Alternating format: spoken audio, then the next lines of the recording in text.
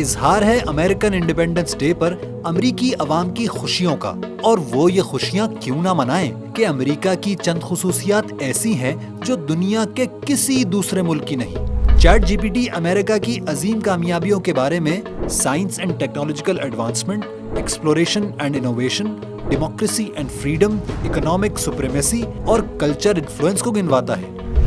سائنسی اور ٹیکنیکل ترقی میں پہلے ہوائی جہاز کی ایجاد سے لے کر گاڑیوں کی ماس پروڈکشن تک، اور پھر انٹرنیٹ کی گیم چینجنگ ایجاد، واقعی امریکہ ہی کو اس سب کا سہرا جاتا ہے۔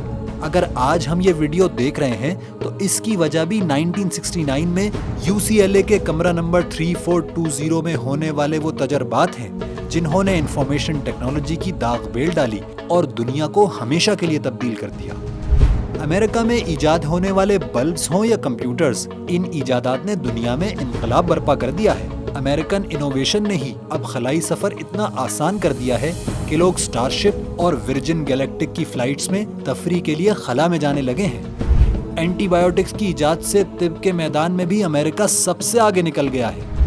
جمہوریت اور آزادی کی جڑیں امریکہ میں نہایت گہری ہیں۔ 1772 کی دستاویز پر دستخط کرتے ہوئے اعلان کیا گیا تھا کہ تمام انسان برابر ہیں۔ امریکہ کی عوام کو آج اپنے ملک میں کسی بھی ملک سے زیادہ مکمل آزادی، قانونی حقوق، صحت، تعلیم اور ملازمت کے مواقع حاصل ہیں۔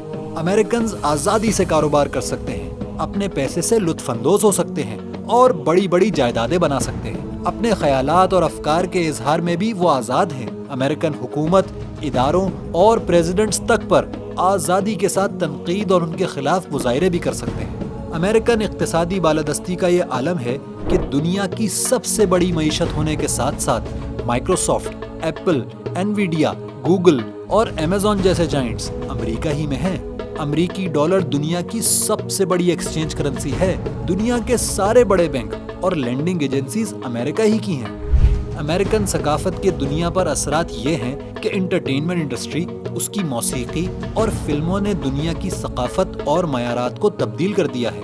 آج لوگ امریکن سٹائل میں بولنا، وہاں کے کھانے کھانا، امریکن برانڈز کے کپڑے پہننا اور انہی کی طرح گھروں کو ڈیکوریٹ کرنا پسند کرتے ہیں۔ ہاں، اس حقیقت سے بھی کوئی انکار نہیں کر سکتا کہ امریکہ کی سائنسی اور ٹیکنیکل ترقی کی بڑی بھاری قیمت دنیا کے کئی ایک ممالک بھگتا چکے ہیں۔ جاپان میں ایٹمی دھماکے کر کے ہزارہا انسانوں کا قتل عام ہو، یا اپنے جدید میسائلز، گن شپ ہیلی کاپٹرز، ڈیزی کٹرز اور ڈرونز کے ذریعے عراق، افغانستان، ویتنام اور نہ جانے کہاں کہاں ملکوں کے ملک کھنڈرات کا ڈھیر بنا دینا ہو، امریکہ نے اسی تکنیکی ترقی سے ممکن بنایا ہے۔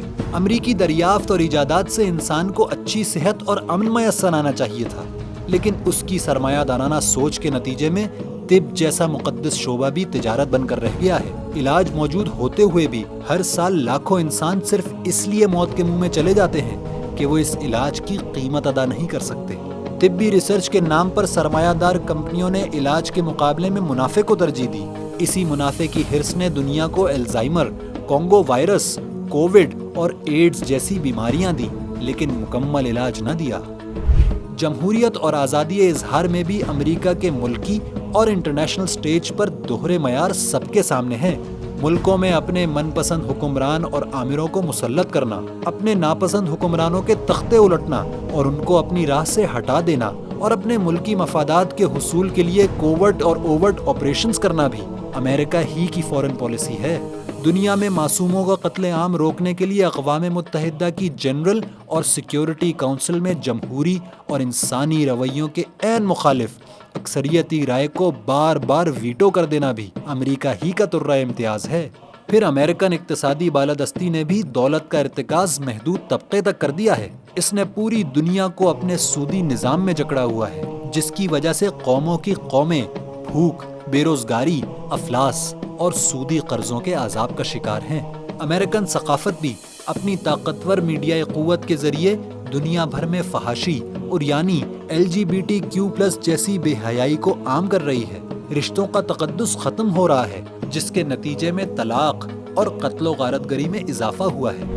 امریکہ کی گیمنگ اور انٹرٹینمنٹ انڈسٹری نے معصوم بچوں اور بچیوں کو شیطانی چنگل میں پھنسا دیا ہے۔ تو اب امریکی عوام خود دیکھ لیں کہ 4 جولائی کو خوشی منانے کا موقع ہونا چاہیے یا احساس ندامت سے غمگین ہونے کا کہ اس طاقتور اور امیر ترین ملک نے دنیا کو بدامنی، تباہی اور انسانی حقوق کی پامالی دی ہے۔